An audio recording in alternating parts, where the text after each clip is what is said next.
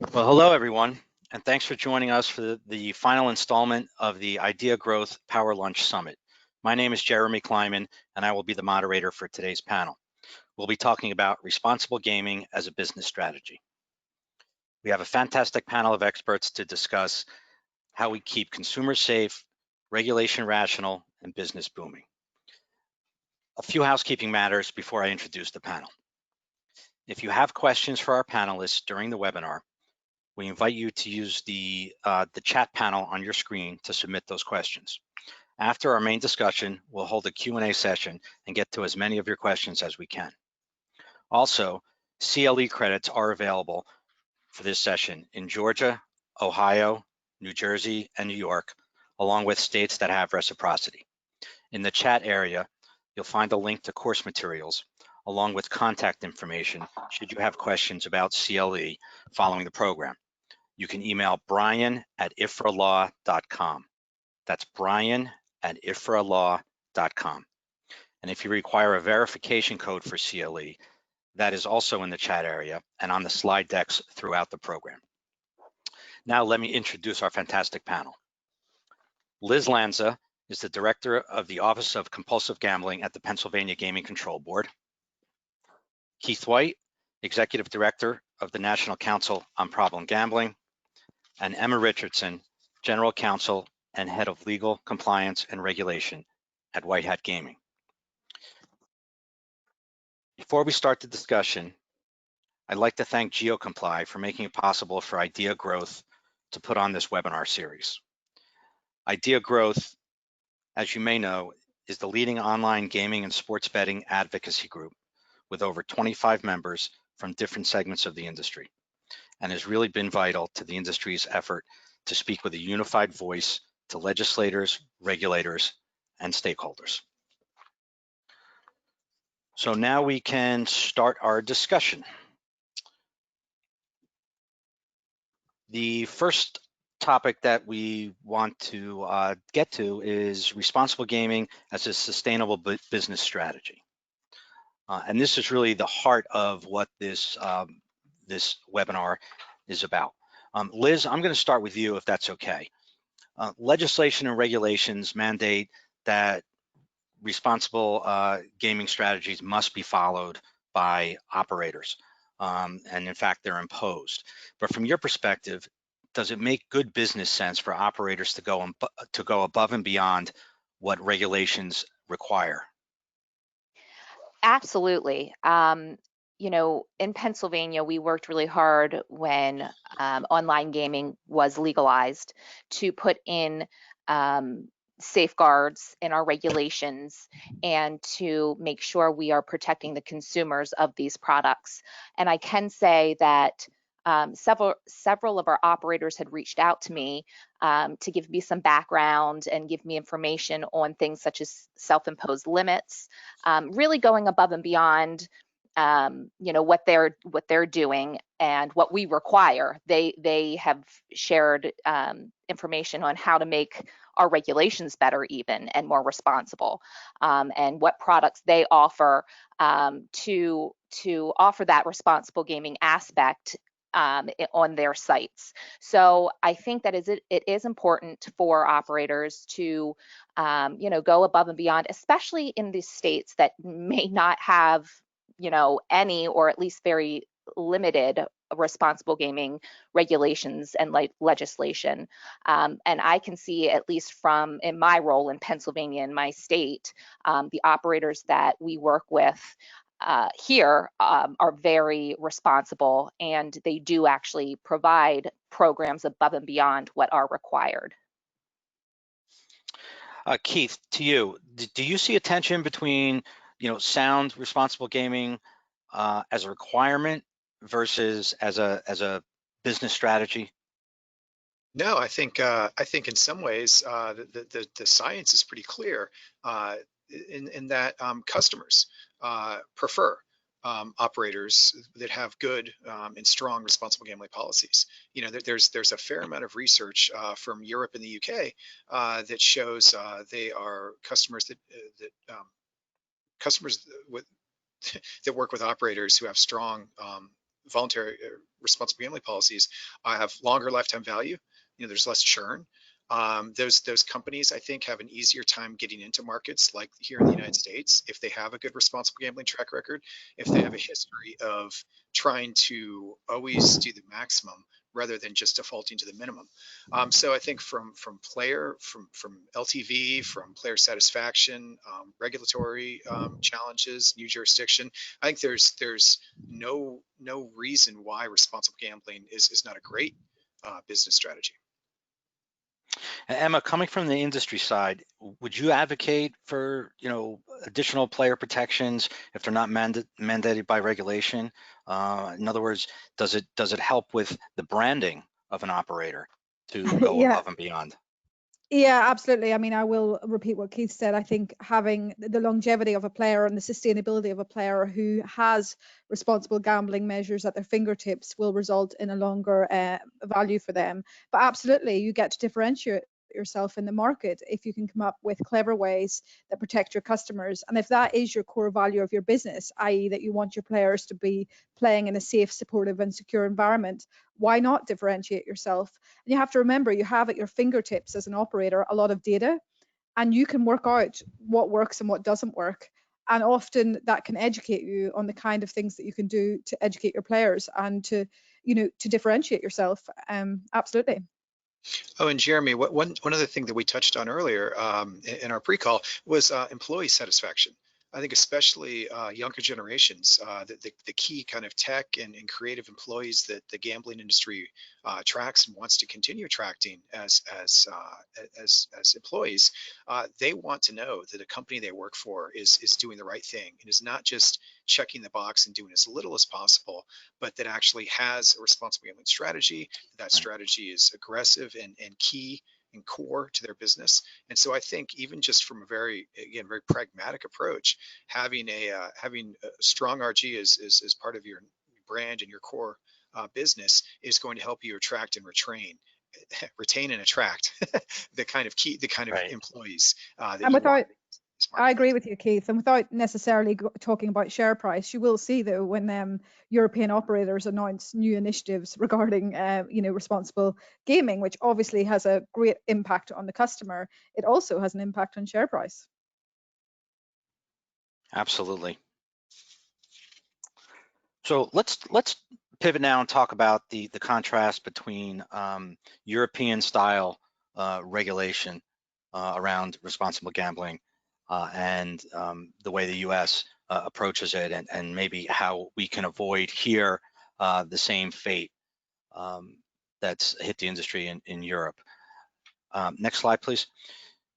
So we've all seen and read about the sort of draconian RG policies that have been imposed by regulators in Europe, and especially lately there's been a lot of press around the significant fines that have been imposed on operators by the UKGC. Emma, your company operates in Europe, but now also has a presence in the US, so you've sort of seen both sides of it. What do you think that we need to do to be proactive in avoiding the same fate as our European colleagues have? Yeah, I feel quite strongly in this. One of the biggest things I noticed when we entered the US market and when we were speaking to our regulators and doing a roadshow in the US, and we were sitting with the PGCB and other regulators, was I was really taken aback by the partnership approach, by the collaboration and innovation that was bubbling over. There is a real sense in Europe that we fear our regulators. We are not open and collaborative with them. We are obviously open and collaborative via, some of the associations with other operators. We collaborate, but certainly not with the regulators. There is a real sense of fear. And what I sense with the PGCB and other regulators is they're really open to hearing what works, what doesn't work. You're an operator with a lot of data and a lot of information. And I think the absolute key is about making this a partnership and not ruling by fear, not ruling by what the media is reporting, and not ruling by politics. So actually really focusing on what the core is here, which is, responsible gaming. So I'm sensing in the US, I really am, since that is the focus for the US states, which I think is great and a real contrast to what we're experiencing in Europe right now. And Liz, you're on the other. I'm sorry, go Yeah, ahead. no problem. I was just going to jump in, Jeremy, and Please do. say that I totally agree with Emma. I think it's important that we really work with our operators as a partnership. These individuals, these employees of the operators, they see, firsthand the operations of the sites, the operations of the casinos. They know when something is going to work or is working or is not going to work or doesn't currently work. And I always let them know, here's our regulations, here's, our compulsive and problem gambling plans. This is how I can foresee things happening. However, if things aren't going the way as planned, which happens on a daily basis, please let me know. Let's update, our policies together so I know what does work and what doesn't. And I think it's important because if you have all these plans and policies in place and they don't work, there's no point in having them. So it is definitely important to keep a partnership with our licensees. However, I can say that I know that our Office of Enforcement Counsel also isn't afraid to lay down the law when they need to, and they are, they have fined some licensees for not doing what they should be doing. However, I feel like that's few and far between. I feel like we're more partners with our licensees when it comes to responsible gambling than anything else. And Elizabeth, I would agree with you there, and I do agree that there is an enforcement element to it. But what I would say is happening in Europe with these long-winded, year-long, 2-year-long investigations is that they're jeopardizing innovation because all of the resource moves to defending the operator rather than focusing on what it should be, which is responsible gambling. So all that resource that could actually be driving innovation and pushing things forward has to be moved in the business to focusing on defending oneself and ensuring, that you deal with what's being given to you by whatever regulator. So I do think, though, that when you have taken enforcement, it has been relatively swift, unlike what we see in Europe, which can be, year-long, 2-year-long debates. Yeah. And I do think one of the great things about this particular panel is that it does represent what we see in the U.S. at least as the three legs of that stool, if you will. We have operators and vendors represented by Emma, regulators represented by Liz, and then advocates and NGOs that I represent. And ideally in the United States, which we have a much more, with all respect, a laissez-faire approach to regulation in general. So I think it's critical to work in partnership with, and that's always been a very conscious goal of ours. And so, I think this represents kind of the ideal in the U.S. market, that you have strong, active, this three-legged stool around responsible gambling. Which is also why things like idea growth is a great opportunity for, the PAM providers, the operators, yourself and everyone to get together and make sure that we, with the 7 pillars of responsible gambling, et cetera, to actually make that happen and be a united voice. Keith, as the advocate in this group, do you find that you get better results from, banging on a regulator on enforcement and stricter requirements, or collaborating with the industry, or is it a combination? Absolutely collaboration and partnership. As Liz said, and I think it's absolutely true, they're the operators and vendors, the ones that work most directly with the consumers. They're talking to gamblers every day. They can, A/B test, things in a day. Enforcement is always the means of last resort. And there's always a dynamic tension, I think, between these three groups. As Emma said, they would prefer to do a lot more innovation. We would prefer, a lot more innovation on responsible gambling. But by and large, that's a healthy tension. I think that's built into the model, and I think that's okay. But yeah, the reality of it is that while there are lots of operators who do well, there are still many who, for responsible gaming at least, check the box, and there are some who actively disdain it. And so, we want to work with the people that want to work with us. We've been around for 50 years, so we're not hard to find. But there are some people that don't.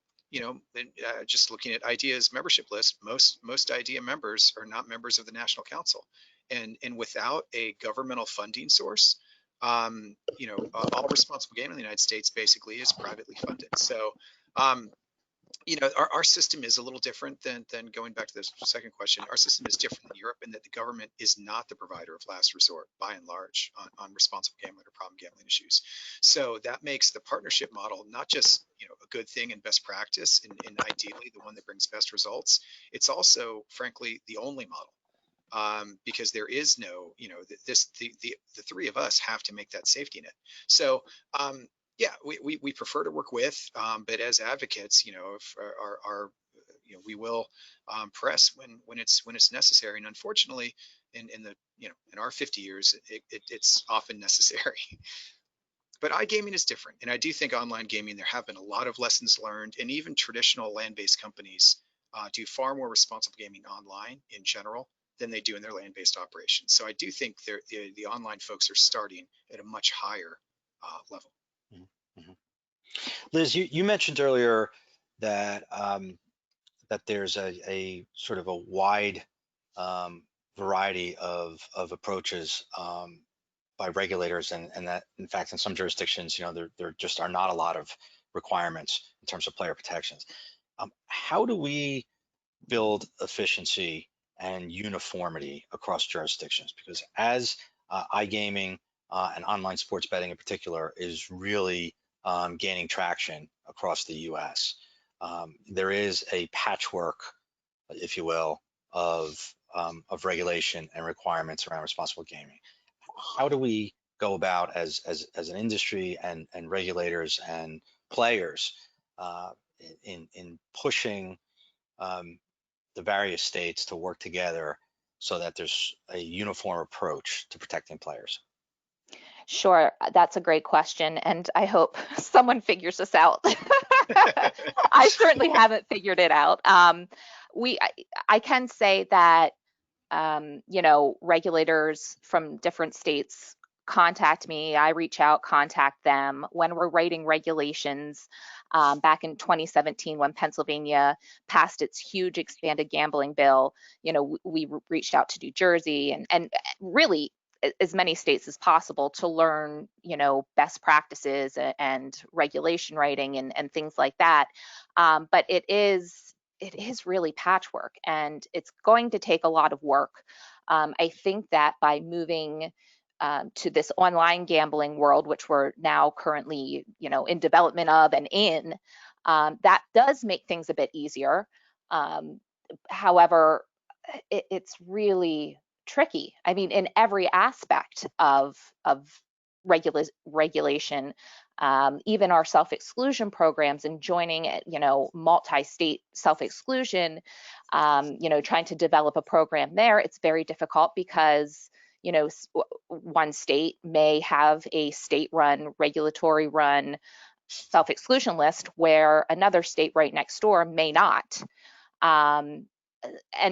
Or two states may have self-exclusion lists run by the state, but one state requires an arrest to be made when somebody violates, like how it is in Pennsylvania, and another state may not require that. So there's even the very minute details of different programs don't match. It's not just the general overall patchwork of regulation, but even the program. So, I think it's important just to continue to work with other states, continue to work with the National Council and other national organizations for best practices.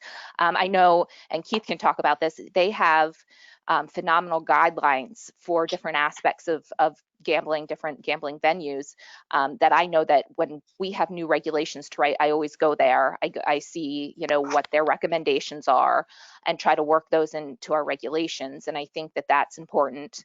And, it's very helpful. Being a member of the National Council, it is very helpful to have a national body to go to if you have questions and if you do want to see what other states are doing and things like that. But yeah, I don't have a good solid answer of how we become more uniform nationwide. Unfortunately, just it's going to take a lot of work, that's for sure. I don't think it's realistic that we will ever have an entirely uniform approach. We've seen it in Europe that every jurisdiction has some commonalities and some differences, just as you were saying. I don't think it's realistic. I mean, obviously we want the overall objectives to be the same, which is the focus on consumer protection. But I don't think it'll be realistic that it'll ever be uniform. Yeah, I'll use a term, Emma, that you'll appreciate: harmonization, which has a Yeah. very specific and particular meaning within the European Union.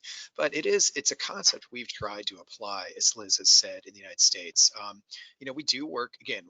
We have an opportunity to work with all stakeholders as an NGO that is neutral on legalized gambling, and so we have promulgated voluntary responsible gambling standards that are cross-jurisdictional. Most of our programs, again, they're all voluntary, but they are nationwide. And we are working with and trying to encourage regulators, operators and vendors, and even now the leagues, for example, to harmonize their responsible gambling, because obviously it hurts operators and vendors that are trying to push the same platform across different jurisdictions that have different requirements. And at least we want to make at least responsible gambling harmonized. And we're rapidly entering an age, Jeremy, you mentioned sports betting, where let's say one of the major leagues does the right thing and promotes a helpline number on the betting advertisements that are run on a national TV football broadcast, let's say.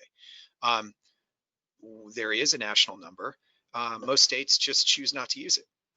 And so we're placing we're really getting ready to miss an opportunity to help operators and vendors, to help leagues, to help regulators, and most importantly, to help consumers.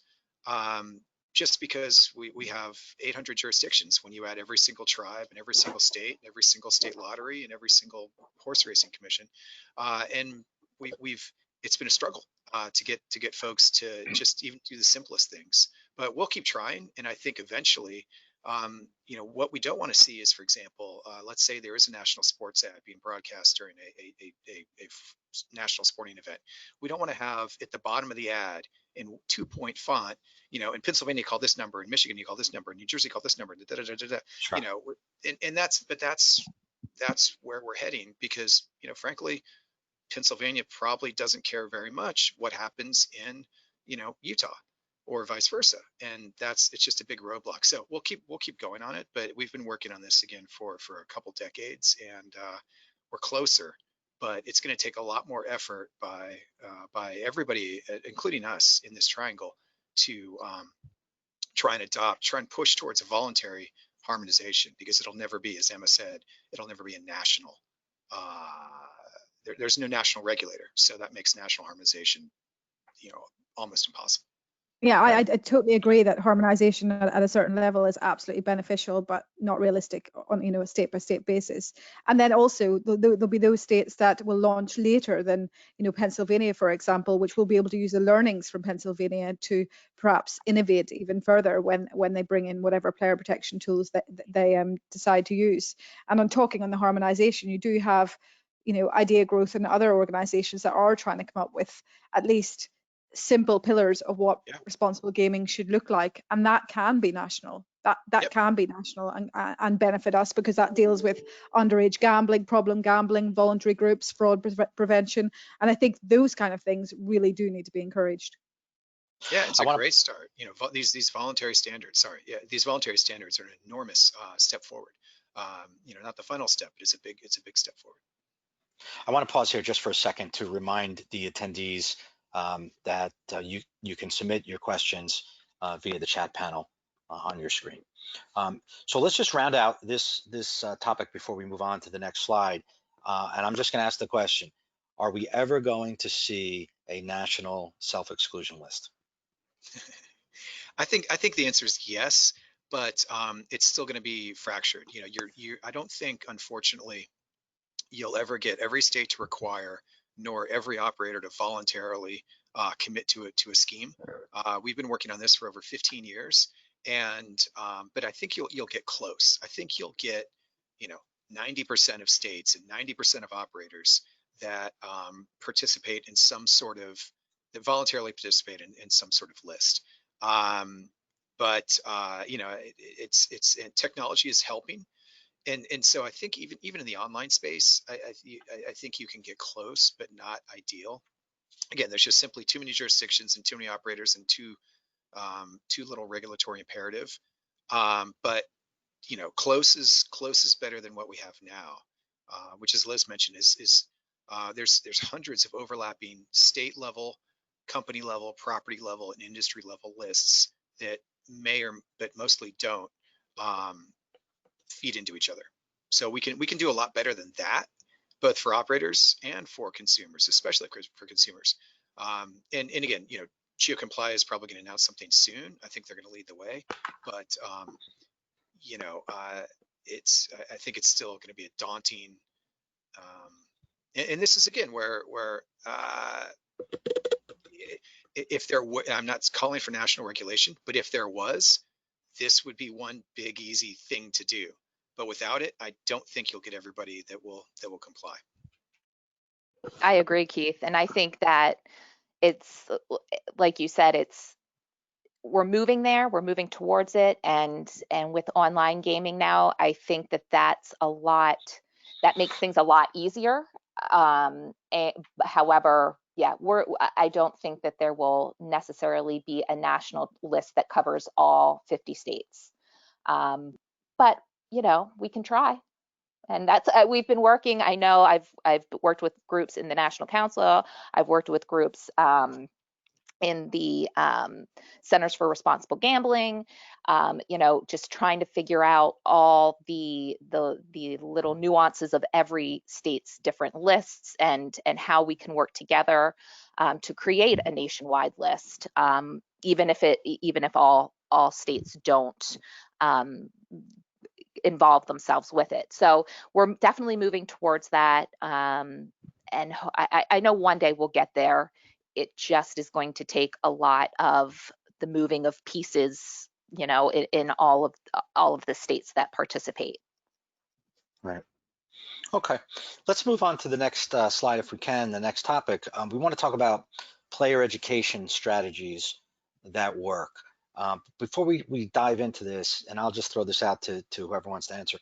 When we talk about player education, what are we really talking about? Are we talking about, warning players of the ills of gambling? Are we talking about educating them on, the responsible gaming tools that are available to them?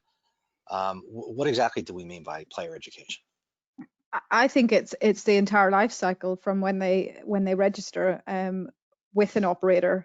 It's having to hand information and education on what they can do with the focus being harm minimization, right?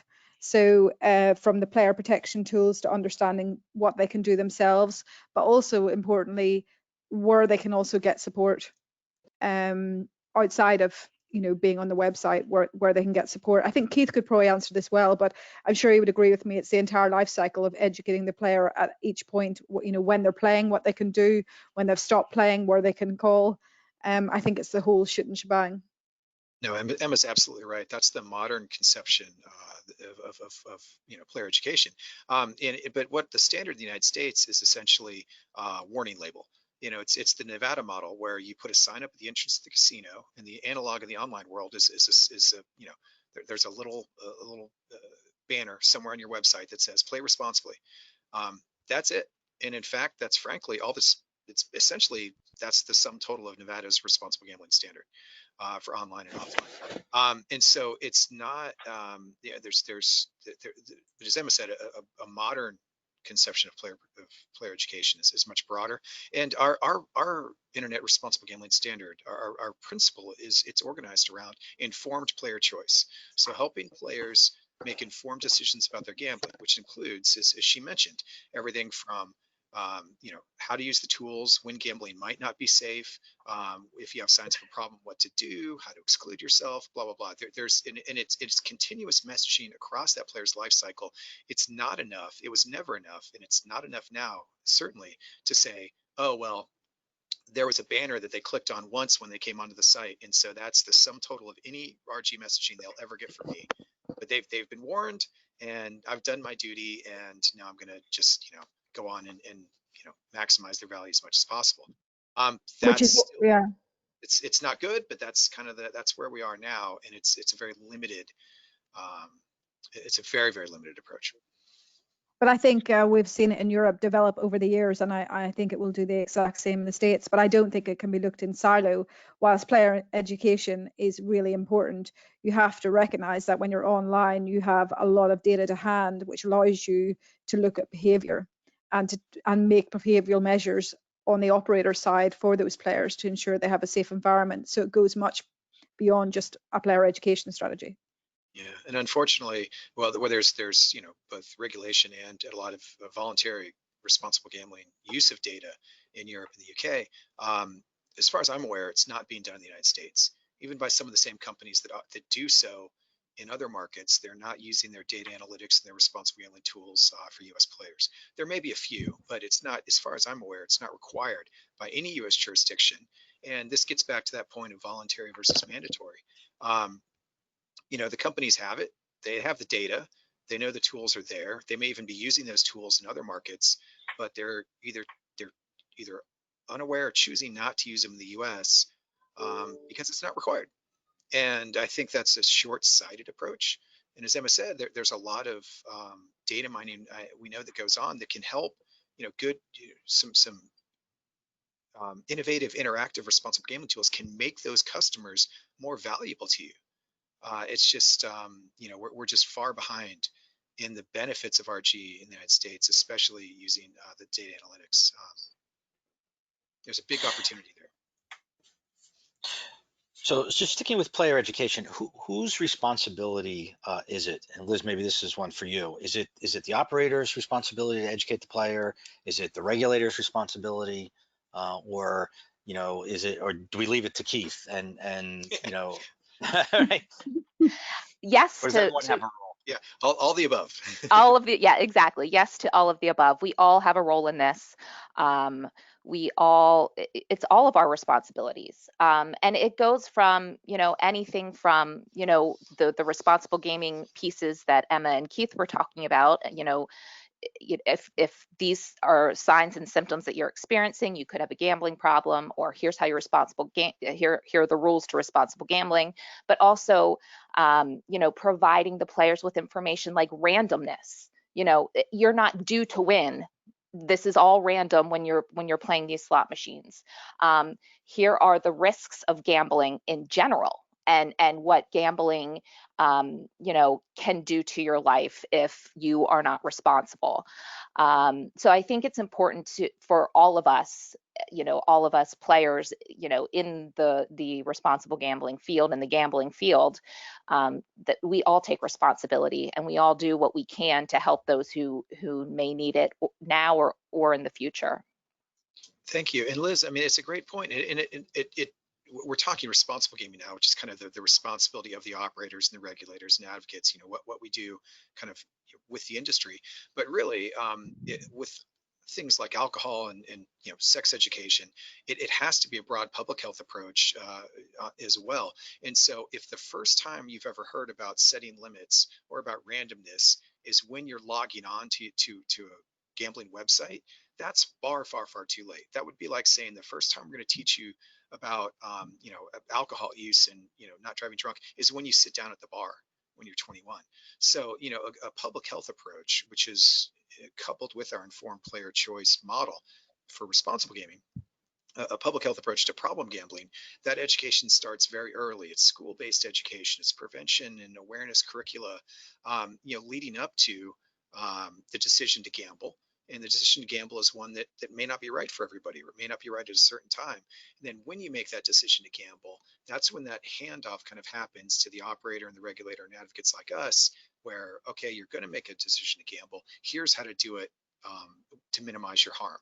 But if it can't only be a responsible gambling informed player choice approach, there's got to be a lot of public health buttressing of that message to really make it effective. I agree with you, Keith, but I think it also it comes down to even the very call center agent that the player will contact when they've, when they've lost a lot of money, or they're unhappy, or they don't understand, the payout, or whatever it may be. It's the entire life cycle that needs to be involved in this. The call center agent needs to have to hand what the tools are to educate the player at that point too. So I really truly think it's at every touch point with the player, and it's no doubt collaboration and industry-wide commitment on this one. Early on in this webinar, we beat up, well, I beat up on the European approach a little bit, and I'm just curious, and then maybe this is for you, whether there are any strategies that are applied in Europe or imposed by the regulators that we should be looking at in the U.S. I'm thinking about, things like just the advertising restrictions. And things of that nature, broadcast advertising restrictions. Is that something that we should consider? Do you feel that that's effective, not effective? What do you think? It's a hard one because it's such a mismatch in Europe. And if you were asking me to redesign the regulations, I would take the good bits out of each regulation and design something else. So I think there's learnings that can be taken from every jurisdiction, but it's very, very hard to point to one jurisdiction and say they're entirely doing it right, because I don't think they are. I think there's learnings from each of them, and different things. On the topic of advertising, that is a big topic in Europe right now, in Spain, in Sweden, in the UK, and of course we have the challenge of the media slant on that as well, which has a political undertone to it. And what I think sometimes people forget is gambling operators are not out there to advertise to under 18s. It is not what it's not what we're about. And often that gets completely lost in translation. We're not about that. We're about, we want over 18 players. There's age verification. We don't want our advertising revenue being spent on under 18s. Do I think that, which I always think is lost in translation slightly. But I think there is certain things around the advertising and marketing that can be learned from Europe, but I would say we are still learning on that in Europe as well. We still have challenges. We have inconsistencies between what the advertising standards agency says and the actual regulator says. So we're not in an entirely good place in that ourselves in Europe, to be fair. Yeah, and Jeremy, I would agree with your point. I think much of the ad restrictions that we see in Europe and the UK are overzealous. I think they're political responses to a public issue, or at least a political issue, that don't really reflect good regulation. It's knee-jerk kind of overkill. So the National Council's never favored advertising bans. We believe in good advertising regulations. And I think we're on the crux of another major ad war in the sports space, with DraftKings and FanDuel and PointsBet all having several $100 million ad war chest that they are going to deploy. And, I think we'll probably see some oversaturation. And I do think it's interesting. Some of the things that were the most controversial in the UK, at least, let's just take the UK, for example, things like gambling industry sponsorship of leagues and clubs, shirt signage, and in-play advertising are sort of the three things that kind of led the backlash in the UK, were promptly banned or regulated out of existence in many ways. And they're the three things that our leagues and operators are pushing most heavily in the US, because we've never had it. And so I think when we talk about, advertising, we talk about avoiding the backlash, it's almost like watching the same things we did in the UK are being done in the United States. Again, the systems are different. So I don't know if that's exactly going to be the thing that leads to a backlash. But when you look at a potential spend of up to $1 billion between the big sports betting firms, the amount of public money they've committed over the next couple of years in advertising, in play, shirt sponsorships, gambling industry sponsorships of leagues and clubs, the seeds are there. And again, I don't think it'll. So I think advertising, both voluntary and mandatory guidelines, are going to be critical to prevent the perception that it's oversaturated or abusive. I do agree with Keith that it's getting the simple things right, like the Pillar 7 of the IDEA memberships around advertising marketing. It's all the basics of not trivializing gambling, trying to not exploit anything to do with financial concerns. It's all the common sense approach to sensible advertising. And that's the basics that they need to get right first.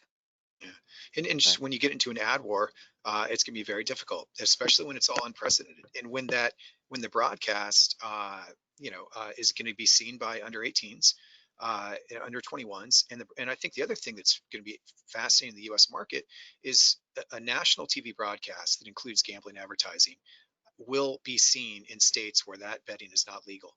And so the disclaimers and the language you're going to have around that, I think, is going to be interesting to see.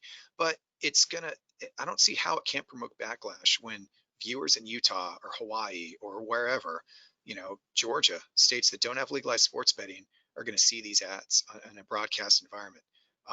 And again, that's a challenge for an operator and a vendor and the leagues. But I think it's going to cause profound backlash. So we talked a bit earlier about data analytics as a tool. Keith, I think you mentioned that's a good segue into the next thing we want to discuss, which is the role of technology in responsible gambling. So, with the advent in particular of and proliferation really of online gambling, which by definition really is a tech business, right? Yep. Let's talk about what tools are available from a technology point of view, and quite frankly, whether they help or hurt from a responsible gambling point of view in the online world in particular. Yeah, we've always been very, very pro technology. I mean, we've testified several times in Congress about the potential, about what we see both here and especially in Europe and the UK. It is certainly theory here, and it's almost proven in the UK, that you can do online gambling in a safer and more responsible way in general than you can do other forms of gambling. What is critical is the implementation, and again, as Liz says, the regulation. So we've had internet responsible gambling standards since 2012. One key thing though is that we also have a internet compliance assessment program to provide independent third-party verification. It's one thing to trust that sites and operators are doing what they say they're doing. It's another thing to have someone outside verify it. And I think that's the critical piece that's going to help move consumer acceptance, political acceptance, forward on online gambling in general and online responsible gaming in particular. Because there's a lot of shady operators out there. There's a lot of still black market operators that don't have such protections. Consumers don't distinguish necessarily. So just again, to sum up, we think the potential is clear. We've seen it in practice in overseas jurisdictions. We think most of the regulations in the United States are pretty good in the states that have done it. That most operators and vendors, even if they're not doing the same level that they're doing in other jurisdictions, they're trying to get it right. Most online operators and vendors, we have very few that are just merely checking the boxes. And again, most state standards are decent, but there's a lot of room to grow and learn from Europe and the UK. Because for example, and you mentioned it earlier, analytics. No U.S. jurisdiction I know requires operators to do anything with the data they collect for responsible gaming purposes. In fact, most operators make a big deal of not doing that because they want to avoid the liability. It's a requirement in the UK. And operators could voluntarily do it. And I know some of the online operators have said they do, but we don't see any results from that. We're not aware of any real concrete, publicly and verifiable programs. So trust but verify when it comes to the potential of online responsible gambling, which is superior. It's just got to be put into practice, and it's got to be verified by third parties. You've got to do published reports. You have to show how this is being done, and that's when I think advocates like us will be able to come forward with our full weight and say, yes, it's not just theory anymore. It's practice. This is, and we can show how it's being done. We can show that people are being protected better. We can't do that right now. I would add that I am pro technology if it's used right, and operator data is used, as well as research. Every subset of customers that operators have will be different depending on the products they're offering. So I do think there is a differentiation between different operators. One size fits all, in my view, does not work. I would say that I've spent years working on building an RG algorithm which detects at-risk behavioral indicators that's relevant to the customers that are on our platform. And those risk indicators change and get added to regularly, and they include the time of play that a player comes on, the frequency, the payment methods they're using, their age. It looks at lots of different things and tries to come up with behavioral indicators that may suggest that the customer could be at risk, which then allows you to do the key thing, which is interact with the customer, see if the customer's okay, educate the customer, etc., etc. And that's all done using technologies. So it's entirely focused on the RG arena. And it's really important to note, it will never be perfect. We're not talking about, auto psychologists.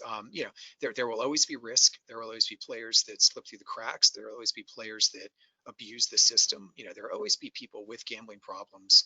We can never prevent and, eliminate a disease like gambling addiction, and it trivializes it to believe so. We can do better efforts to inform, to educate, to detect, to use the technology for good, as well as for maximizing profit. And I think Emma's exactly right. Each company is going to do it differently. There's so much that we're going to learn. And not all players are created equal. Not all gaming products are created equal. Things like COVID has radically reshaped gambling patterns. And, I know some algorithms that we've worked with, time of day was a big factor. If you had somebody gambling at quote unquote odd hours, that might be a red flag, or it might be a risk marker. Now with everybody home during COVID, all these existing patterns have shifted. That's probably not as salient of an indicator. So as she said, it's a very dynamic thing. There's always a lot of trial and error. But it's companies that are making an affirmative investment to try and figure out what the best tools are, to try and refine their algorithms, to try and do the right thing, or companies that, frankly, that the U.S. approach has been to sit back and say, oh, well, I can't look at this data. That might expose my company to liability. I'm not a psychologist anyways. I warned my player when they logged on once that, responsible gambling is a thing. And now it's caveat emptor. And, I think that's an unfortunate approach, but it's going to take a long time to dominate that traditional, to change that traditional thinking that dominates the land-based industry as everything moves online. So we do have less than 15 minutes left in the webinar, and we need to leave time for Q&A at the end. And we have one more topic that we want to touch on briefly, and that is how the industry advocates for responsible gaming. Liz, I'm going to ask you, in your dealings with the operators and the licensees in Pennsylvania around RG, is it your overall sense that they are advocating for themselves as a business, or truly advocating for the players?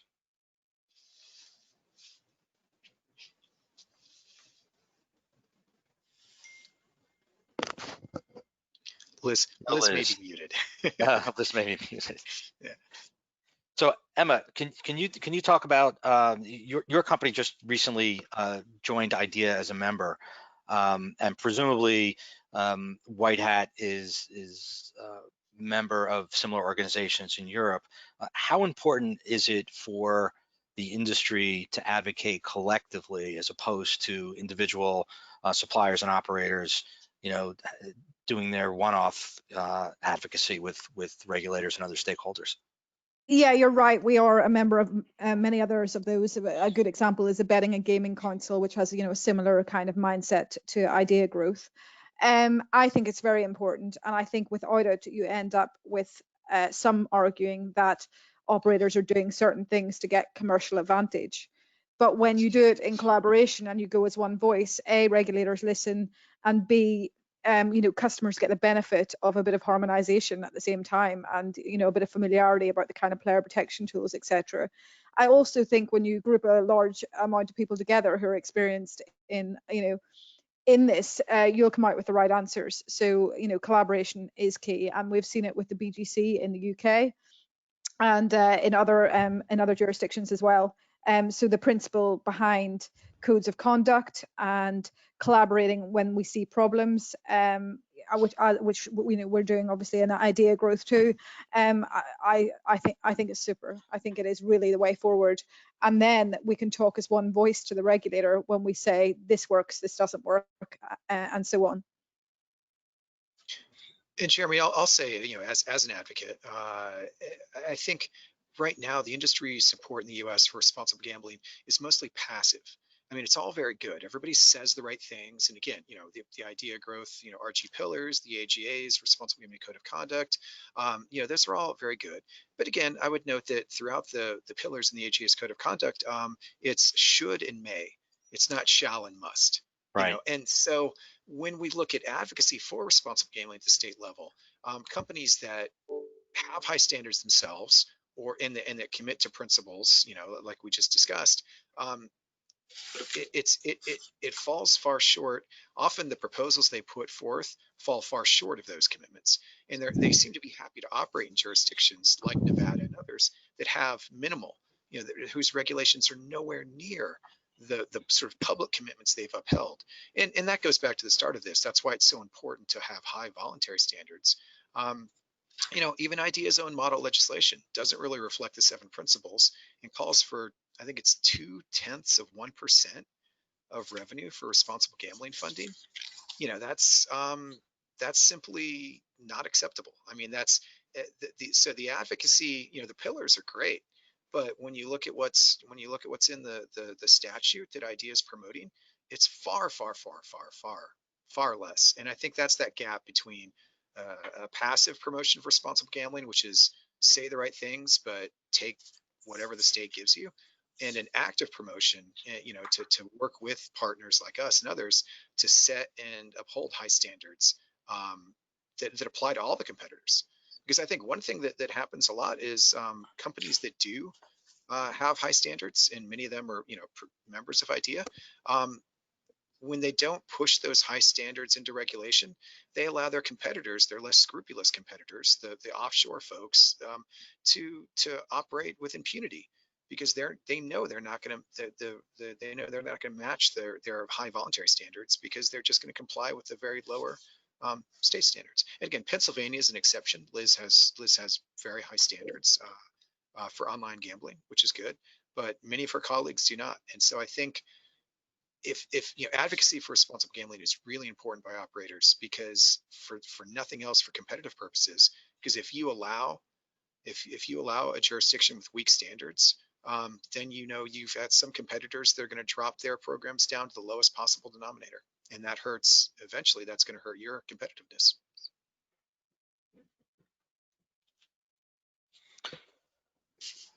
Okay.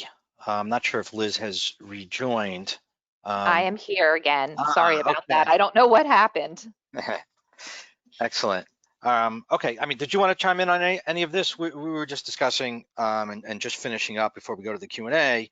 The industry advocating, and what I tried to ask you was whether, in your dealings with the industry, your sense is that they are advocating for themselves, or more so, or for the players. Well, if I'm going to be completely honest, it depends on the company. Really, honestly, there are some that are hitting it out of the park with responsible gambling. There are and advocating for their players and for programs and different responsible gaming tools to be available. And there are others who are advocating for themselves and don't think they should necessarily need to do everything that we require of them. So it really just depends on the company, in my opinion. So we only have about 5 minutes left, and I want to remind the attendees to use your chat to submit any questions you'd like to address to the panel. We do have a few questions that have come through, so I'll just throw these out. One question is, who should be dictating and driving responsible gaming policy beyond what is already prescribed in regulations? Is it the regulators or the operators? I'll be very self-interested and say I think it's advocates. But I think the theme of this webinar, and we have great relationships with both regulators and operators, and so if if if policy is led by a stakeholder group like ours that talks to everybody, I think that's how you get closest to good, broad, you know, national kind of voluntary standards that make it easier for everyone and that are based on operator feedback. You know, when we developed our internet responsible gambling standards in 2012, we had regulators and operators and vendors, including folks not even from the United States, involved in doing our standards. So we are and we want to be a forum where people can come together and build something that is actionable by operators and vendors, but that meets or exceeds the state-based regulation. We've done that with our responsible gaming payment standards, internet, lottery, so that's a lot of what we try and do. That's sort of the value proposition we offer for our members and partners. But it's not going to encompass everybody because there's a lot of folks that don't want to participate for whatever reason. Right. And to add on to that, I don't know if it should be any one group driving, the boat on this one. I think it's really all of our responsibilities to come together as regulators, as operators, as legislators, as advocates, to come together to all do this together.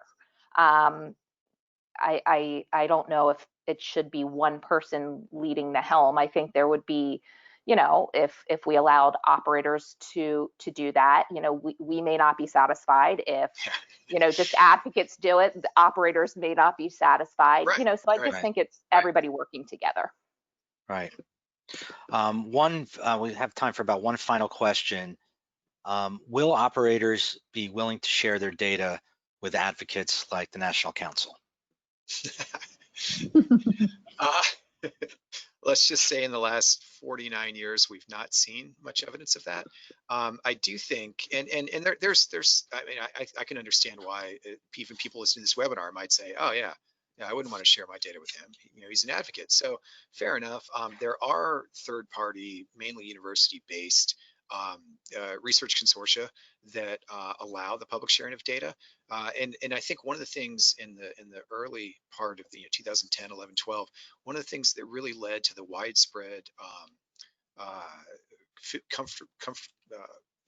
acceptance of internet gambling was the efforts by BWin at the time. Now it's obviously GVC to share data on their online gambling operations abroad with the Harvard Transparency Project, and that allowed third-party researchers to go in, look at that data. It was anonymized, de-identified, and to conclude the same thing that the BWin folks had been saying, that frankly most internet play is pretty moderate. There is some excess and it's concentrated among certain risk groups, but they were able, again, it's that third-party review of anonymized player data or anonymized payments data or transaction data.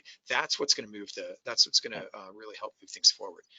No one's going to trust the industry, either a company or an association, just to say, oh, trust us, believe me, most people don't have problems. Right. We know that's true, but it's you gotta show it. You gotta allow third parties. We've seen some success by sharing it via industry groups like BGC or the equivalent of that, which is IDEA, which is we all give in our data, it's anonymized, and then it's analyzed and then disclosed, and that's sometimes an easier way to do it. So we're just about out of time, so we're gonna have to conclude. I'd like to thank everyone for joining us today and taking time out of your busy schedules to attend the webinar. At the close of today's webinar, a short survey will pop up on your screen, giving you the opportunity to let us know your thoughts on future webinar topics. All registered attendees will also receive a link to the on-demand webinar next week. If you have any questions regarding membership in IDEA Growth, please contact our director, Amy Knapp, at amy@ideagrowth.org. Thank you once again to our attendees and especially our panelists for joining us today, and we look forward to seeing you at a future webinar.